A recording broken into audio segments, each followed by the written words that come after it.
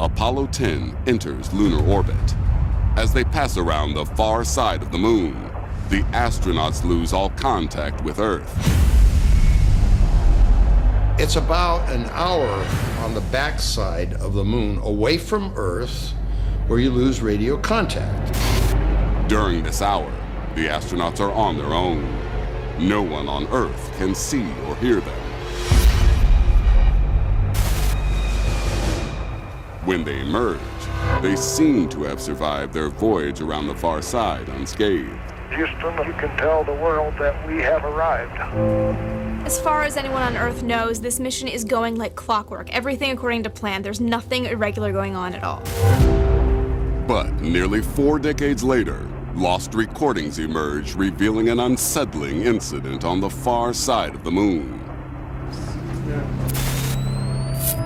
There are recorders that record whatever's going on the backside, and then you do a data dump when you come around the front side. And Houston or Mission Control then can see what happened when you were around the backside. After the NASA astronauts return to Earth, Roger, Houston, we are returning to the Earth. Over. NASA transcribes the tapes, then buries them in the archives without comment. These conversations are recorded in the transcripts, but those transcripts were classified. NASA would withhold information from the public if they thought it was in the public's best interest. Even after declassification, the transcripts lay undiscovered in the NASA archives until 2008. Finding record of this conversation is like finding a needle in a haystack. It takes years to come to light.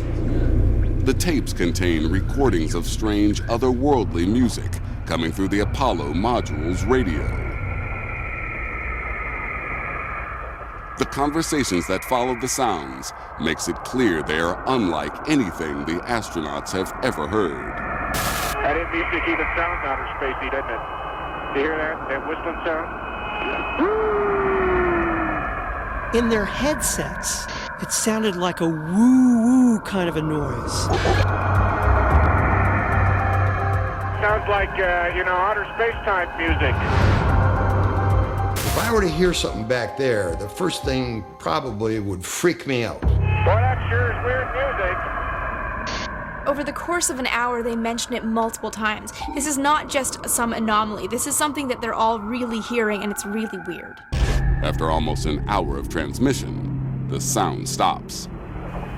Boy, it got quiet, didn't it? Before they re-enter radio contact with Earth, the astronauts discuss whether to report their experience to Mission Control. Who don't believe it? Nobody? Shall we tell them something? I don't know. We ought to think about it. The Apollo 10 sounds remain a mystery for decades, until another NASA probe uncovers a possible clue to their nature. The Cassini spacecraft picked up broadcasts like this from Saturn. These noises, some of them are really weird. They even sound, under some conditions, like strange alien speech. For the sounds from Saturn, there is a scientific explanation. These are caused by charged particles moving through Saturn's magnetic environment.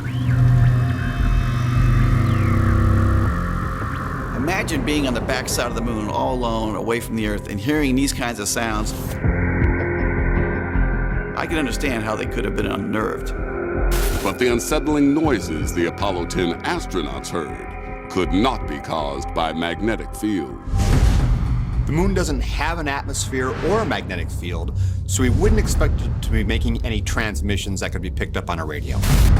Since the sounds can't be from the moon, NASA's radio technicians come up with their own theory. The radios in the two spacecraft were interfering with each other. They were on VHF, and there was a bit of radio interference, and that was the source of the sound. But Apollo astronaut Al Warden doesn't agree with the radio theory. The Apollo 10 crew is very used to the kind of noise that they should be hearing. Logic tells me that if there was something recorded on there, then there was something there. Well, I don't know what the hell that was, babe. The Apollo 10 astronauts never publicly discussed what they heard. If you're an astronaut and you start hearing these strange sounds, what are you going to do?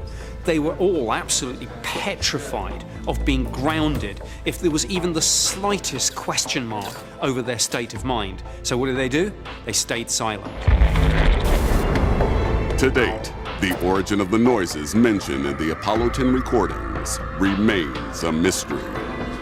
I suspect there's a very, very clear cause of what they heard on Apollo 10, which maybe we haven't uncovered yet. I just think we don't understand it.